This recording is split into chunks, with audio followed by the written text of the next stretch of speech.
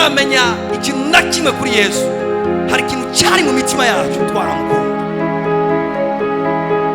Kumukorera n'umuriro kandi atabintu byinshi cyane uramenya kuri Bibiri ivyo ivyita urukundo. Imana utiyumvira igihembo na kimwe, utiyumvira merci y'umuntu n'umwe. Ikibazo si n'abantu, ikibazo ni wewe nyene. Hinduka wewe nyene hejuru ubikemura indani. Urabiza ati uyu muzi nawe uranduye, igiti ntikizosubira kunana. Ubwira uza aho nyene wumvise Imana.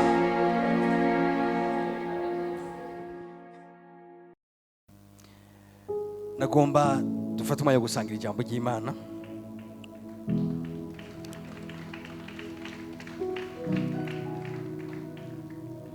Mwandike teme, musanzwe mwandike teme, umwiherero wo mu buryo bw'imwemu, retraite spirituelle. Iyo teme nyene ngo banigishe ngo nico gihe tugiye kwinjiramo, ifore kumenya ibintu bijanye nawo. Ikicigwa kigamije kugufasha kurangiza umwaka neza no gutanga urundi neza. Baje urazi ingene barangiza umwaka, umuntu yakwigishije ingene barangiza umwaka. Ntega amatwi mu gicigwa, ndagusabye uzojane nanje. Umwiherero mu buryo bw'imwemu, definition andika. Umwiherero mu buryo bw'imwemu ni umwanya uva mu bantu, ni umwanya wewe uva mu bantu no mu bikorwa vya misi yose, ukaja mu kibanza ca wenyene canke c'umugwi kugira uvugane n'Imana. Ndasubiramo, mwiherero mu buryo bw'impemu ni umwanya umuntu afata akava mu bantu, mu bagenzi, mu nshuti, mu rwamo rwishi wirigwamo, n'ibikorwa byinshi biguhamagara misi yose, ukaja mu kibanza cyawe nyene gituje kugira uvugane n'Imana. Nano ngomba nkarangirizaho watawe icyo aricyo. Ushoboye kugenda uri wenyene, ushoboye kubikora muri umugwi nk'uko tugomba tubikore twebwe, ushoboye kuba ari nka famille, ushoboye kugira retraite familiale, ushoboye kuba muri abantu batandukanye mukorana. Par exemple, ibi bishoboye kuba ku bantu bakorana. Retraite zigirwa mu buryo bwinshi. Hari ibikoresho ukenera. Icyambere ni kibanza. Twebwe ikibanza twahisemo ni iki, kumbure n'ahandi hantu uzofatira umwanya wawe uri kurasenga.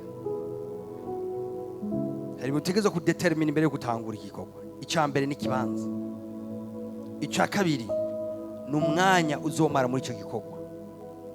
Icya gatatu ni intumbero y'iki gikorwa, intumbero y'uyu mwanya, iyi retraite. Icya kane ni ibikoresho uzokenera muri uwo mwanya.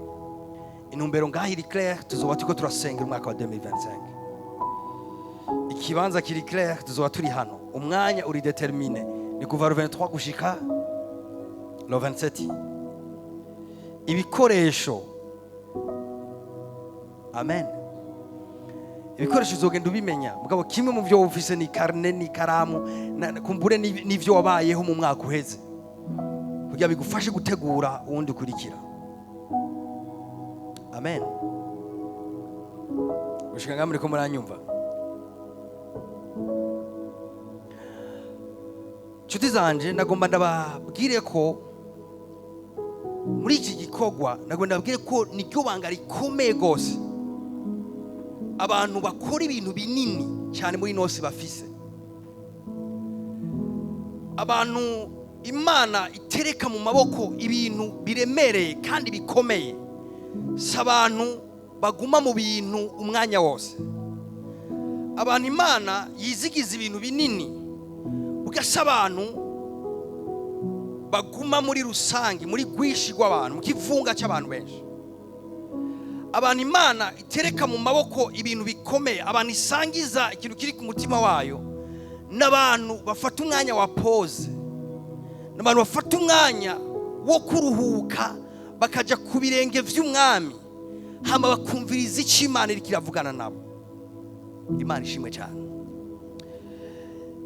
Imana ibonye yuko ufashe umwanya wo kuyegera, Imana ibonye ufashe umwanya wo kwicara ku birenge vyayo, uriko urasengera ubuzima bwawe, uriko ukenera kumva ubugombe bwayo, uriko ushaka kumva ikiri kiravuga muri ico gihe, wibuke ko birivuga ngo nkunda bankunda kandi abandondera ubudahumeka bazogira iki?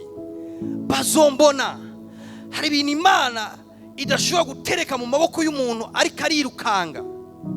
Hari igihe bidusaba kwicara ahantu tugatuza, icyo twita kuba ku birenge vy'umwami, hama ukumvira igiciro uriko riravugana nawe.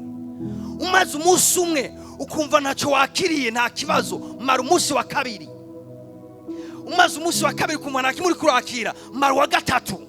Ko Bibiliya ijambo ry'Imana ryo ryarasezeranye yuko umuntu wese arondera Imana udahumeka ategerezwa kuyibona. Imana itegerezwa gushira ikintu gishasha mu mutima w'uwo muntu. Rero umwaka ni ikintu kinini, si ikintu ukwiye gutangura uko ariko kose, si ikintu ukwiye kwinjiramo uko nyene. Umwaka ni ikintu kinini mu buzima. Utakaje ikintu kinini, winjiye sheke mu buzima bwawe, muri destiny yawe, bigoye ingene uzoyirekipera. Nicyo gituma nimba ari ikintu cyo kubera seriye gose, ni bijanye n'ingene umwaka uza gutangura, kandi muzokwa bimwibuka ingene ibintu bitanguye biradetermina ingene bizohera. Iyo bitanguye kutariko, cyangwa bitanguye bitizwe neza, cyangwa bitanguye atakintu atajwe igimana ufise kuri ico kintu, biroroshe gufata inzira zarizo zose hamukiro truva utigeze ushika ku Imana agushakako. Nimba ari umwanya mwiza wo kumva icyo Imana ivuga gusumba mbere n'amezi arangiye, ni muri uku kwezi kwa nyuma tugombe twinjiye mu wundi mwaka. Kimwe mu bizoguha intsinzi ikomeye mu mwaka uri imbere ni ugutangura umwaka uziyugiye n'ivyo ugiye gukora. Rero iki kigo kigamije kugutegura wewe ingene wo kwinjira mu mwaka uri imbere yawe ufise igicapo kiri clair, k'ibintu bitonze neza y'ivyo ugiye kugira. N'umunsi ndavuga introduction gato, mugabo nzogenda shishikara kino cigwa ndabahe n'ibintu bimwe bimwe muzogenda mukorerako. Amen. Iri ni ryo banga rya Yesu, kuri ko Yesu yarabayeho. Bitubwira ku mwami Yesu igihe nshishi cyane, nimba ari umuntu yabayeho imyanya ya wenyene yo kwiherera, n'umwami Yesu. Somera umurongo umwe ngomba magareka imbere ko navansa, Matthieu 14 verset 22. Matayo 14 umurongo wa 22 ushikane kuri 23. Uwo mwanya agobera abigishwa ngo batambukire mu bwato. Uyu ni Yesu yari karigisha, hama abwira abigishwa, umviriza, niwe yabagobereye. Abigishwa yari team igendera na Yesu, ikorana nawe ibikorwa, mugabo mu mwanya kanaka birivuga ngo arabagobera, atumviriza, nimuvane nanje uri mu bwato mugende. Batambukire mu bwato bitangire kujabuka hakurya. Ego. Abanze gusezera ishengero. Ahejeje gusezera ishengero aduga umusozi gusenga. Umviriza, ahejeje gusezera ishengero agira iki? Aduga umusozi gusenga. Twese bwati gusezera ishengero. Urumana wari umwanya ukomeye cyane. Yesu avuga ati ndakeneye kwakira ikintu kivuye ku Mana, ndakeneye kwakira ubugombe bwa Data muri no mwanya. Hama ikintu cyambere yagize, yasezeye abo bikorana ibikorwa, intumwa, habwa ati nimugende munyitangire hakurya. Hama asigara n'ishengero, ngana ryo nyene birivuga ngo ararisezera, aribwa ngo nimugende na mwebwe. Hama yije kwasezera ngo acaduga umusozi. Kwiherera nkuko bivuga nyene nugusezera abantu. Nushoye kuvuga kwiherera hatabayemo gusezera abagenzi. Amen. Nizera ko muri abantu baja kure Imana ifise umuhamagaro munini ku buzima bwanyu. ngo kwiherera nico nyene bisobanura. Buri mani mwazi ko ari ikintu cyoroshe, nicyo gituma vyansabye kubanza kubibigisha. Si ikintu cyoroshe kuva kuri WhatsApp, si ikintu cyoroshe. Si ikintu cyoroshe kubwira abagenzi ati muri no minsi ndi okipe, kandi ataco aparama womenga uri kurakora ibikorwa. Si ikintu cyoroshe kubwira abantu atumviriza muri iyi minsi 5 sindi hahandi mwahora musanga, sindiko ndakora bimwe mwahora musanga ndiko ndakora, kuko ndondeye umwanya wo kwihererana n'umwami. Yarabeshe ibyo yagize, yasezeye intumwa zibaza ati nimugende, asezera n'abigishwa biwe ati nimugende, hama caduga umusozi. Amen. Twese tuvuga ati gusezera. Muri iyi minsi 5 ndiko ndavuga hari ibintu kana kubwizwa gusezera. Nushoboye kugira retraite ikareyisisa atabintu wasezeye. Hari ibintu bwirizwa gushira ruhande, hari amajwi ubanza gushira ruhande, hariho ibikorwa ushira ruhande, hari abantu ushira ruhande. Hama hariho n'ibindi bintu rero wiyegereza, ibitabo, hari ibindi bintu wiyegereza, ibikoresho biza kugufasha kugira uwo mwanya uze kugenda neza. Hari ibintu rero bindi wiyegereza, kandi n'ibindi uheba, hari n'ibindi ushira ruhande. Amen. Kubera umwiherero nyene birasaba iyo sacrifice. Bone Imana ntibiryoshe kuba wenyene, ntibiryoshe kuba wenyene kiretse waravyitoje. Nibona muranda biraba jiwe yofashe umwanya ndiko ndasenga bisaba discipline nini cyane, kuko n'umwanya mba ndi jenyene. Rero ndi jenyene birasaba kubwira umubiri ko ntegerezwa kubikora naho bitaba biryoshe. Kubera iki? Umenga biraryoshe ko twomara n'umuntu amasahane 5 tuko turaganira, mbwa ndi jenyene gusenga birangumira. Kubera donature umuntu arakunda ari kumwe n'abandi, arakunda ari mu kivunga c'abandi. Bisaba ubuhizi bukomeye gusezera abagenzi. Bisaba umuntu afite determination guhagarika ibintu kanaka akavuga ati ngome fata umwanya wo kwihererana n'umwami. Bisaba umuntu akeneye ibintu biri bwina mu mana. Bisaba umuntu afite inyota iri profogos. Mumbwire amen. Rero je ndizera bivanye n'ivyo Imana yambwiye kuri 2025 yuko Imana twiteze ko ibintu binini cyane. Ndakubwira ivyo bishoboke, ingeri tuzotangura umwaka tumeze n'ivyo Imana izoba yatubariye birakomeye. Nagomenda wabwira abantu Imana iravuga. Imana iravuga nshuti zanjye, Imana iravuga. Mugabo igitangaje, Imana ibwira bariko barayibaza. Imana ivuga n'abantu bariko barayirondera. Imana ivuga n'abantu bicaye ku birenge vyabo, ukabutari iyo experience nimwe y'Imana kubarira. None kubera kutogira iyo nyota, kubera kutoja ku birenge vy'umwaka ukavuga ati Mana shaka gutangura uno mwaka visi ibintu biri clair washize ku mutima.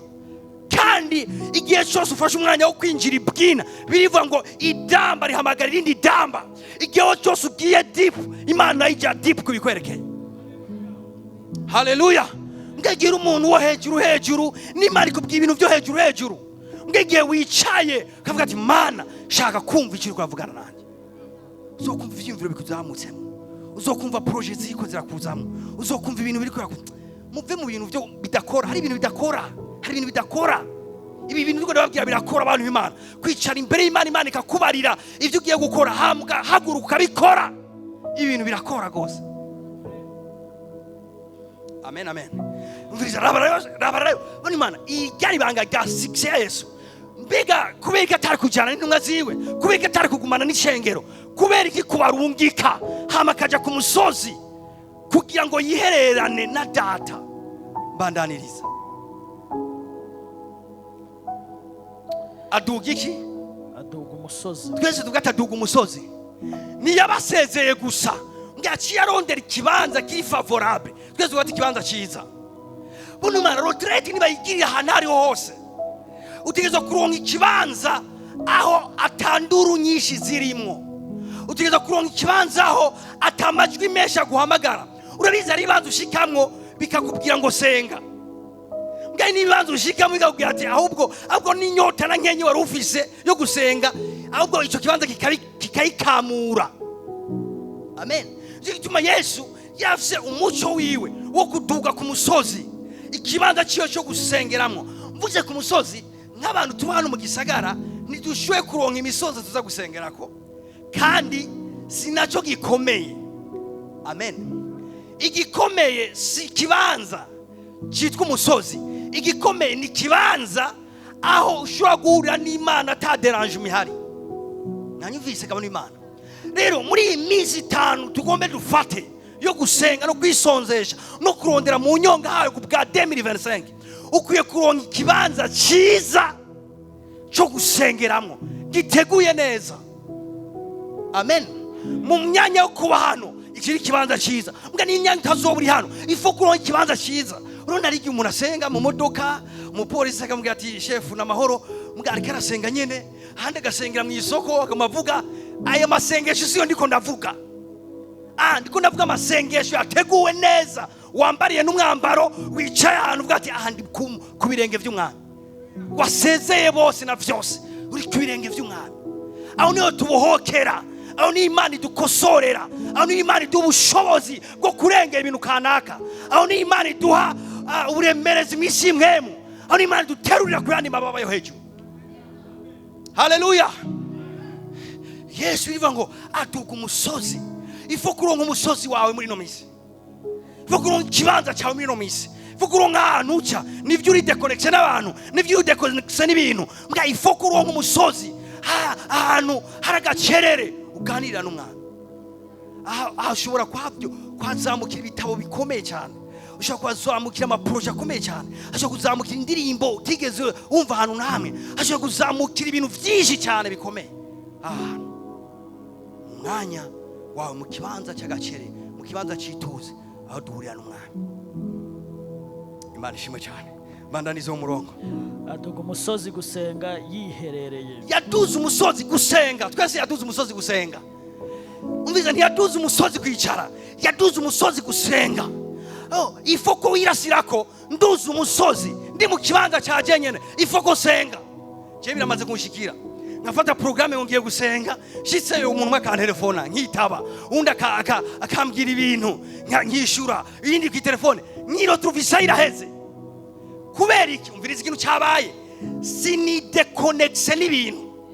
Uri mu mwanya nk'uyu, n'umwanya uri seriye gose, ugiye kudetermine ngene umwaka uzorangira.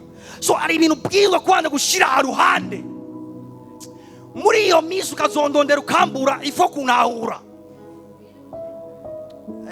Nyiganza mugenzi ati niwambura uzontahure, niwambura uzontahure. Ifoko turana muri iyi misi. Iyi ni misi y'umwami, iyi ni misi yo kwakira ibintu bivuye ku mwami. Haleluya.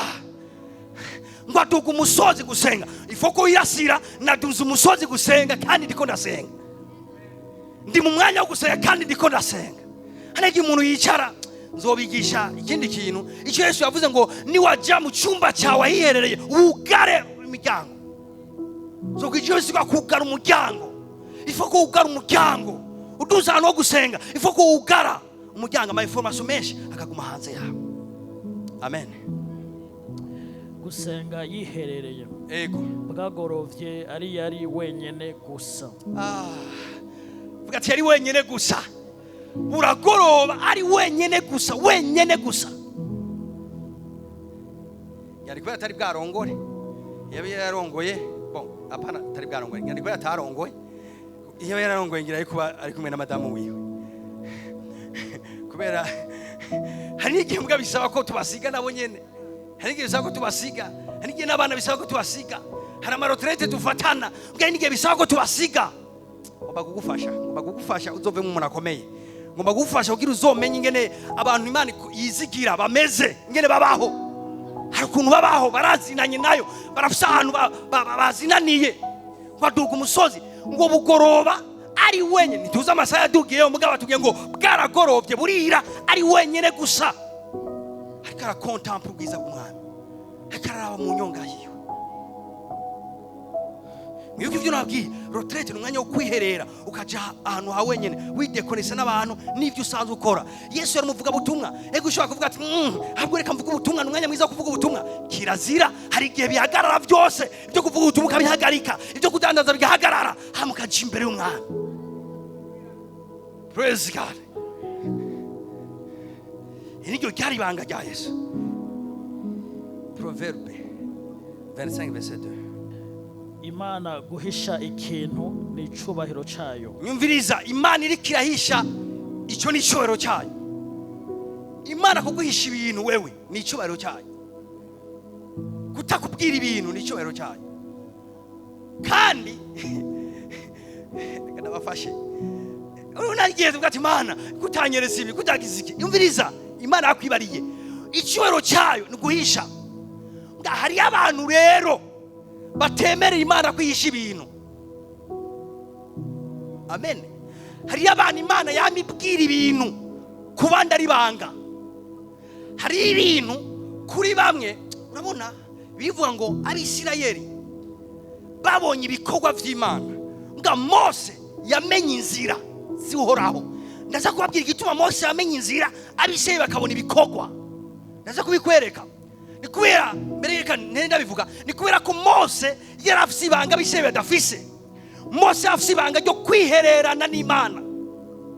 Mose ibintu byinshi Imana yamubariye ntiyabimubwiye ari kwa Farawo adibamye, ntiyabimubwiye ari kumwe n'Abisirayeli bose, yabimubwiriye ku musozi. hari amabanga abiri akomeye Imana yamubariye. irya mbere ni ibanga yamubwiye rijyanye no bari muri Egiputa. ibyo yabimubwiriye ku musozi ari wenyene. ikindi cya kabiri yamuhaye amabwirizwa ari wenyene ku musozi. yamubwiye ngo duga uwo musozi kandi uduge wenyene, turaza kubonanira hejuru y'uwo musozi. amen. mu yandi majambo, hari ibintu Imana ishoboye kukubwira muri kumwe n'aba bantu bose, hari n'ibindi izokubwira uri wenyene. Ivyo navyo nibiye ni vya bindi hisha. hari ibintu hisha mu kivunga, hari ibintu uyegereye wenyene idashobora kuguhisha. nkunda bankura kandi abandondera udahumeka bazombona. hari ibintu Imana ikubwira ariko ufashe ingingo yo kurondera udahumeka Imana. amen amen. guhisha kw'Imana ni icubahiro cyayo. mugabo ko umuntu afise inyota, ivyo nyine yagize ibanga kuri bamwe nivyo imubwira. cyo gituma banga y'Imana nafiswe n'abantu bose. ibintu bikomeye by'Imana ntibizwi n'abantu bose. Imana ifise amafasete menshi abantu benshi batazi, azwi n'abantu bamwe bamwe bafise ibanga ryo kwicara ku birenge bagateba by'Umwami. haleluya.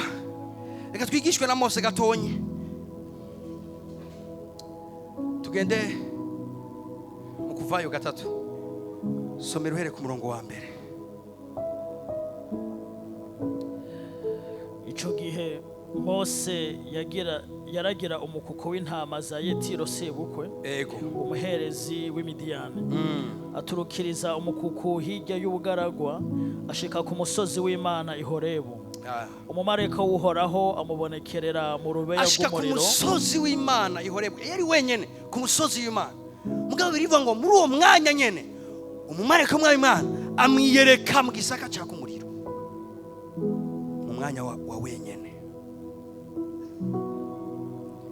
aturagwese ndakunda kuba jenyene, ndakunda kuba jenyene, ndakunda kuba jenyene.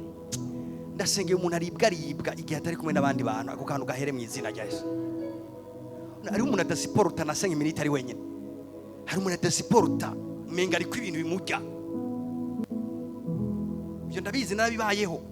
hari igihe ntashobora kwicara iminota 3 jendi jenyene gutya, fume niyumvira umuntu, fume ndaba ikintu usoma. mugabo gutuza ni ikigwa kigoye, kwisubiramo ni ikigwa kigoye, kwinjira indani mu buzima bwawe ni ikigwa gikomeye gusumba ibindi. amen. bivuga ngo Mose aduka ku musozi w'Imana Horebu.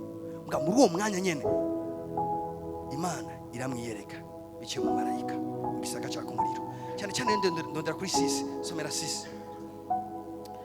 kandi tindi Imana ya so, Imana ya Aburahamu. Deka Imana ibonye ubaye wenyene mu kibanza cya wenyene, igitangura kukwibwira iyo ariyo. abantu benshi bagendana Imana batazi, bakora Imana batazi, batazira Imana batazi, kubera ko ntibafise umwanya wo kuyimenya. Imana ntibayimenyera mu ibarabara, Imana bayimenya muri iyi myanya imeze gutya. birivuga ngo Mose Imana ikitangura kumwibwira ati ndi Imana ya so, ndi Imana ya Aburahamu, ndi Imana ya Yakobo, ndi Imana y'Abayisaka. Imana itangura kumwirevera kubera iki? Iramurosa akaryo. Reka ndakubwira ni Imana, ivyo Imana itarakubwira so kwidashaka kubikubarira, ivyo itarakubwira ntirakuronka, yoronka akaryo wowe umwanya yo kwibarira kurenga uko yizi. Hari amafasete menshi yayo tutazi, hari ivyereka ubushobozi bwayo n'ubunini bwayo tutaramenya, nga uzobimenya gari ku birenge vyayo.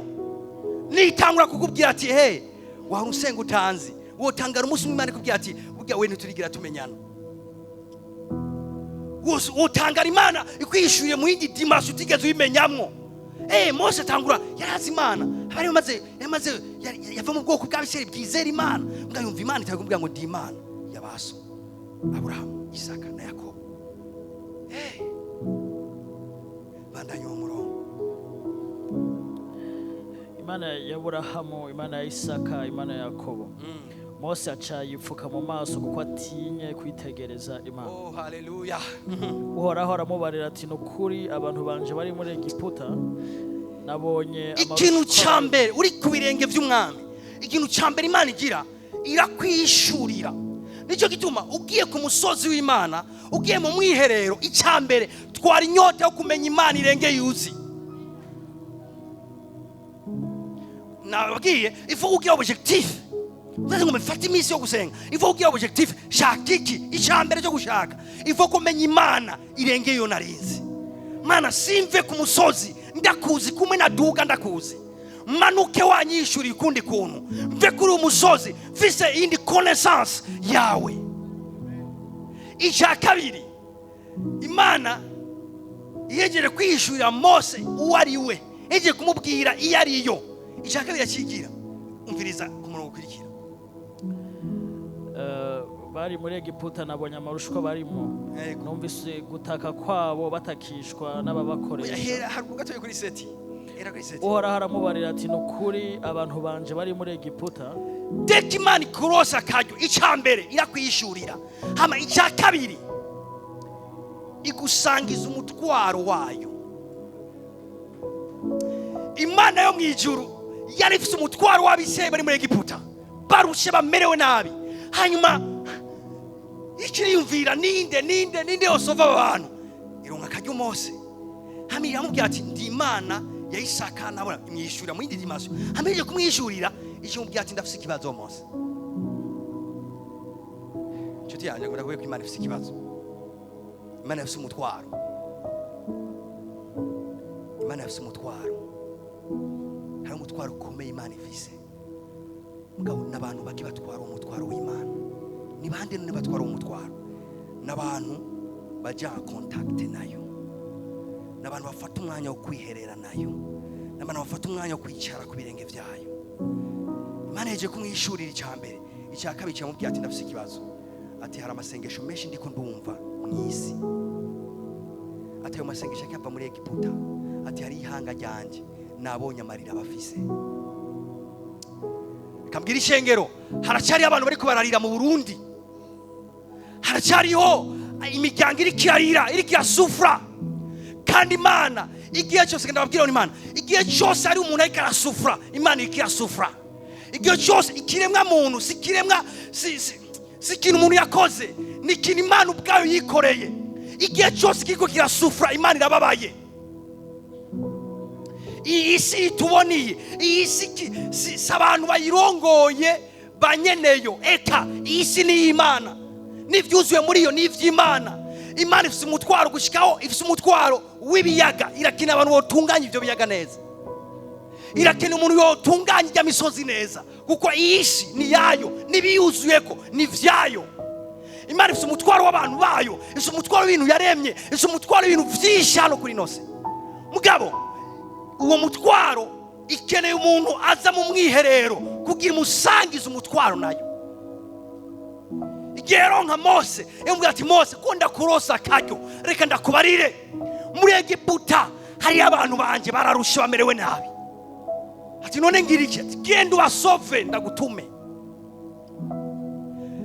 Iconzi ni kimwe, deka umuntu agiye ku birenge vy'umwami, ikintu cyagabira Imana imugirira imusangiza umutwaro, ikamuha kapasite yo kuzana inyishu ku mutwaro Imana ifise. amen. Ishengero rya none dutunze abantu badafite umutwaro w'ikintu na kimwe. Nta kintu na kimwe abantu bafite umutwaro. Ngo urazi gituma niko badafite umwanya wo kuba ku birenge by'umwami. Hari abantu batanywa amazi. Imana ifite umutwaro ku abo bantu badafite amazi meza. Irakeneye umuntu yozana amabomba aho hantu. Imana yafise muri twebwe nta muntu afise uvuge gute amabisi yunguruza abantu, kandi abantu bayo hari abantu bari ngaho batesetse. Imana yoronka umuntu isangiza uwo mutima mu myanya nk'iyi. N'Imana idutereka ko imitwaro ikomeye, ukumva ikintu cyari mu mutima w'Imana ikubwira ati genda ukizanira inyishu. Genda niwe uzozana inyishu y'iki kintu, genda niwe uzotora inyishu y'iki kintu. Kandi kiryoshe Imana ikwizeye ikaguha umutwaro, iguha na ability, capacity yo gushobora gushitsa uwo mutwaro. Wowe ufite umutwaro uyowe. Hari imfuvyi ziriko zirarira, hari abanyavyaha bariko baratakamba wanze, hari induru ziriko ziravuga wanze. Nga Imana yo marira yoyo irayumva, kubera ikunda abantu bayo, irakeneye abantu batunganya ibintu vyayo. Mugabo ikeneye umuntu yicara ku birenge vyayo ikamuha umutwaro wayo, ikamushira ku buremerezi bw'icyo kintu, hama ikamuha uburyo na capacity yo gushitsa icyo kintu. Amen. Vuga ati mu izina rya Yesu, uyu mwaka wa 2025 ndawutangurana umutwaro w'Imana, ndawutangurana umutwaro w'ijuru ku buzima bwanje, ndawutangurana umutwaro w'ijuru ku buzima bwanje.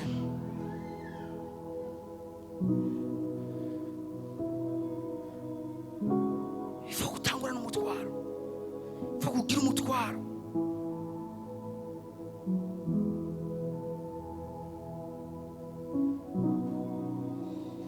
Somera bandanye. kandi manukanywe no kubarokora mbakure mu maboko y'abanyegiputa. Ati manukanywe no kubarokora mbakubwira ndabarokore. Mose ndagukeneye kugira ngo ndabakure mu maboko ya Farao. Badugane mbakure muri ico gihugu mbajane mu gihugu ciza cagutse gitemba amata n'ubuki, kibamwo abanyakanani n'abaheti n'abaferizi n'abahi. Nuko none heraba ugutaka kw'Abisirayeli kwanshitseko, kandi nabonye agahahazo abanyegiputa babahahaza. Nuko none ngwino ngutume kuri Farao kure abantu banje. Urakoze nshuti yanjye, ntutangure umwaka wa 2020 uri gishomeri. Ibikorwa birahari. Igikorwa ni iki? Nukuzana inyishu ku mutwaro w'Imana. Igihe cyose umuntu wese agiye ku birenge vy'Imana, ku birenge vy'umwami, hari ikintu Imana ikora, imuha umutwaro kugira atange inyishu. Icyo igikorwa kiba kivutse. Amen. Igikorwa kiba kivutse ngaho. Imana hari ukuntu isa n'umutwaro, akaba atamutwaro uriko uragendana. Umviriza, ntufise impamvu yo kubaho. Ikintu cyonyene, impamvu yonyene yo kubaho ni igihe ufise umutwaro mu mutima. Vuga ati Mana, nkamwe womezagira bihagije, nkamwe wonyugira umuryango bihagije, nkamwe wongirira ibi, noca ngira ibi. Ndafise ikintu kibira, ibintu biri claire. Imana yampamagariye noca nkora ibi. Umuhamagaro ni iki? Ni umutwaro w'Imana kuriko. That's all. Umuhamagaro ni ahantu wabonye ingorane ugomba kuzana inyishu. That's all. Ni ikihe kintu kikuriza mu mutima? Ni ikihe kintu ufitiye amarira mu mutima?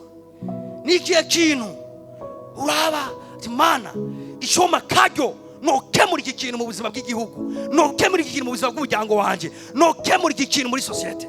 Niwe mutwaro uremereye ufise. Muraga ati Pastor, ndi muto cyane ko noshobora gutorera inyishu ibibazo je mbona. Na Mose igihe Imana yamuhamagara ntiyari capable.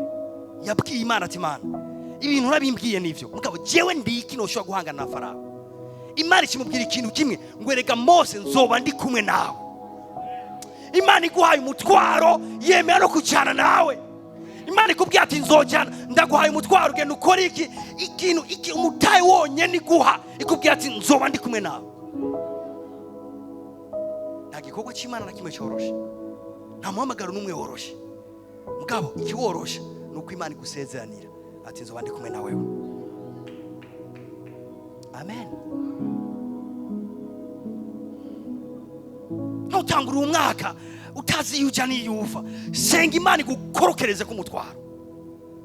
Hanyuma uvuga ati Mana, akaryo ko kuguruka ivyo nzoca ngira ndabizi, ngenda n'umutwaro, ngenda n'ikintu, hari amarira wampaye wasangije, hari ikintu kikubabaje washize ku mutima, hari ikintu wampaye ndagifise ndakigendana ndakizi.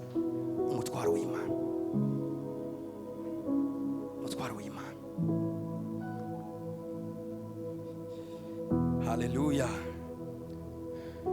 Kuvayo 3 nyene ku 10. Nuko none ngwino ngutume kuri Farao ukure abantu banje b'Abisirayeli muri Egiputa. Icambere Imana yakoze kuri Mose, yamukuye mu bantu.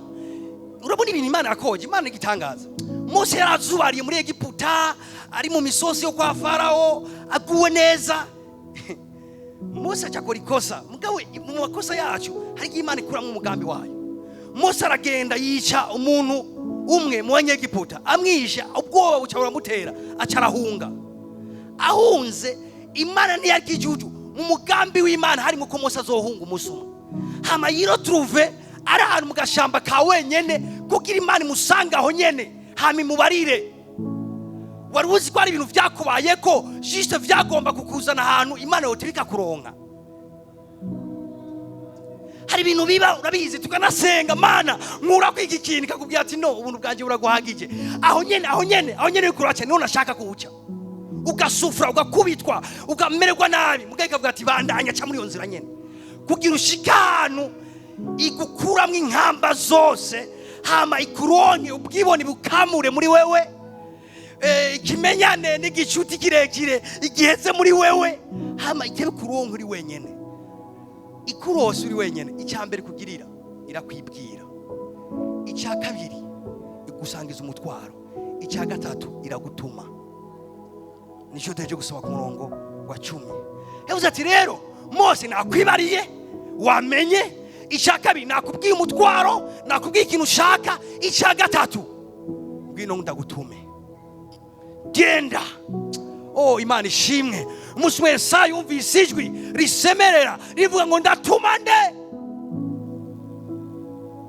Iryo jwi rishobora kuba ryumvise abantu benshi, mbwa Yesaya rikorokera mu matwi yiwe, nawe aravuga ati mwami ndi hano, barikiye utuma.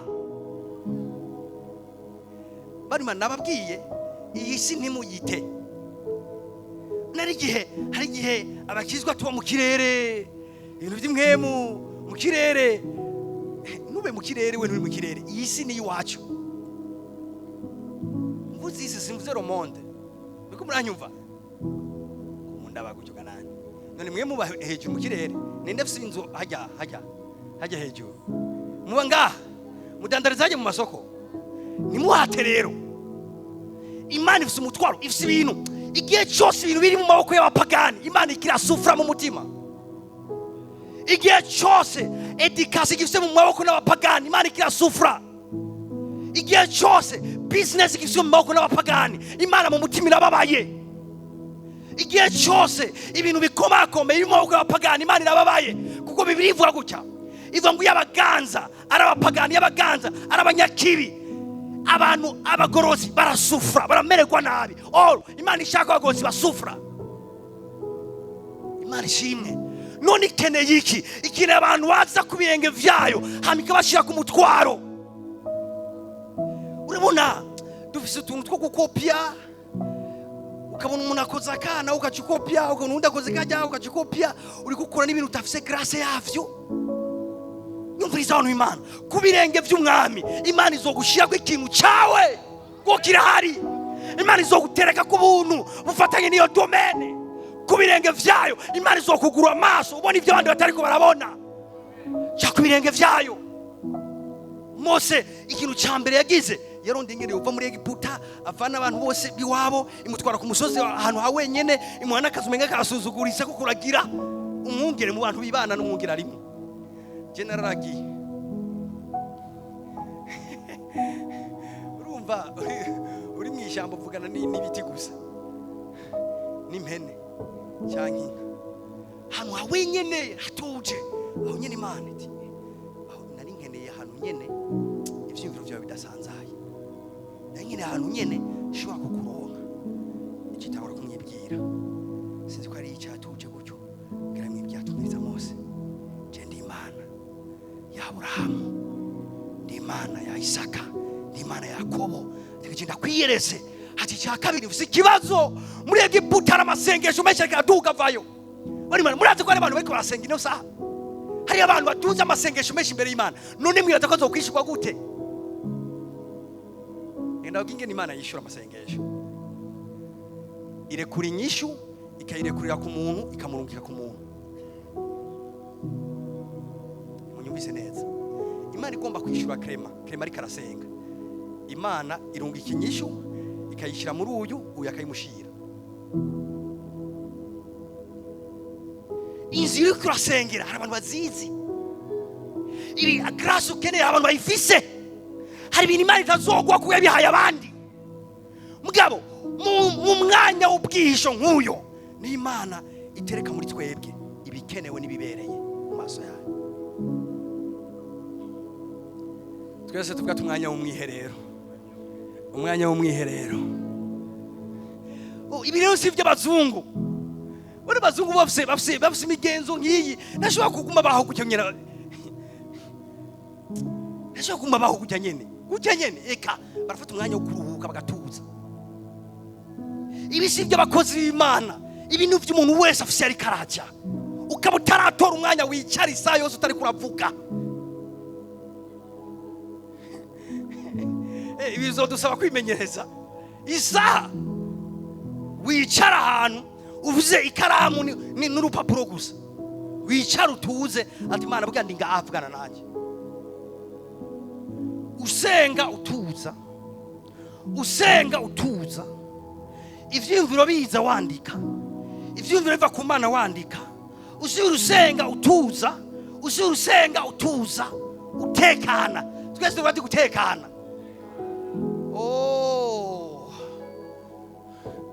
oya ndumva hari abantu benshi bakubagana mu mutima nyiganza mugeze ngo ati tekana tuza niyo biva mwituze biva ngo ab'Imana ikundi babaye ibahera mwitiro mani majambo mwituze n'Imana ikorera ibintu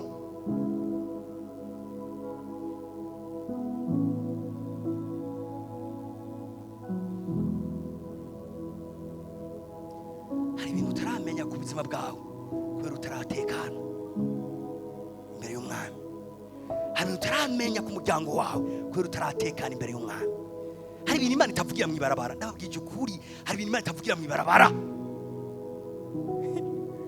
ngo none Imana ngo utakwaye kwatacho wabimbariyeko wayihaye umwanya hari hano ivugira rero systeme y'isi yubatse ku buryo tuguma twiruka faut faire attention yubatswe ku buryo tuguma twiruka ikubwira ko utakiye uno munsi hari byinshi bipfuye ibyo wishe ni kubera ugira ukiza ibindi nta kintu kimwe kizokira atacapfuye mutahure ingufu zacu ahantu ziri reka biruke nuzi umwanya batuje reka hage ntibakubeshe baratuje njuru icara ahantu tuza force yacu iri ngaha nyene tuza sengera imigambi sengera ibintu ati Mana impa ikintu ndashaka ikintu kinkorokeramwo ndashaka ikintu umpa kandi izokiguha muri no sare ndazi neza hari abantu bariko baranyumva ndabizi neza hari bariko baranyumva umuntu wese afise imbuto y'ubunini muri we ariko aranahura umuntu wese afise imbuto nini muri we azokorana ibintu binini umwami uwo ari we wese muri kino kibanza ariko aranyumva ituze mugacerere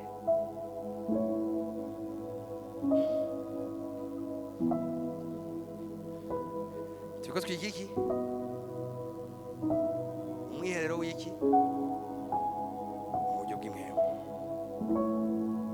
Yesaya 6:8 ndavuga asoma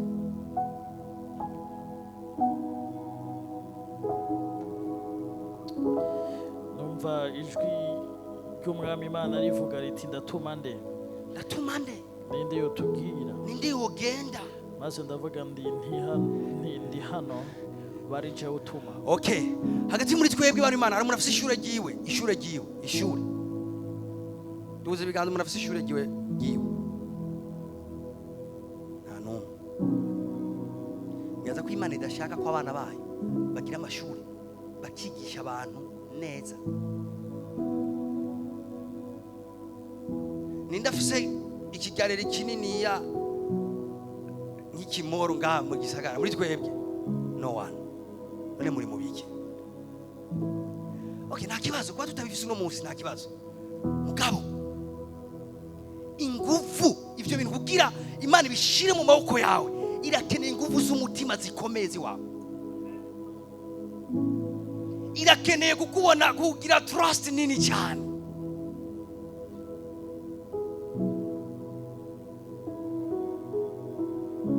Ni bande bafise bisi yunguruza abantu? No one. Nibaza ko Imana yageneye amabisi abashehe. Genda murabe nyinshi ziramwe barara n'izabashehe.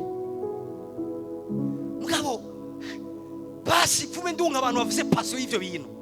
Nta kibazo kuko udafise amafaranga yavyo. Muga ndunga abantu bafise passion y'ivyo bintu. Hari n'abantu b'amasengesho yabo. Mana uduhe ibyo kujya bidukwiye no munsi. Mana uduhe ibyo kujya bidukwiye no munsi. None baboro tuzofasha igihe cyo uzocubafashisha iki? Ufise umutwaro wiwe mu mutima kabuta ufise dori dufata umwanya wo gusenga. Kimwe mu byo uzosengera icyambere Imana ikwibwire ku indi dimension. Icya kabiri Imana igusangiza umutwaro. Icya gatatu wumva ijwi rigutuma muri domaine kanaka. Wumva ijwi rigutuma nagomba babwira Imana igutumye peu importe Farao ari yakubwiye ngo genda ukura abantu banje, ugigimize ureke uvuge neza ureke. Ikubwiye ngo genda ukura abantu banje, igutumye kumva ijwi rikubariye. Imana ikavugana nawe biri clair, genda ukore iki niki. Amafaranga ufise ishobora kutaha considera, amashuri wize ishobora kutaha considera, ibintu byose wewe wibaza ko ari by'agaciro ishobora kutabiconsidera, ishobora kutabiharura kuri wewe ko bifise. Mugabo yarabitunganije byose.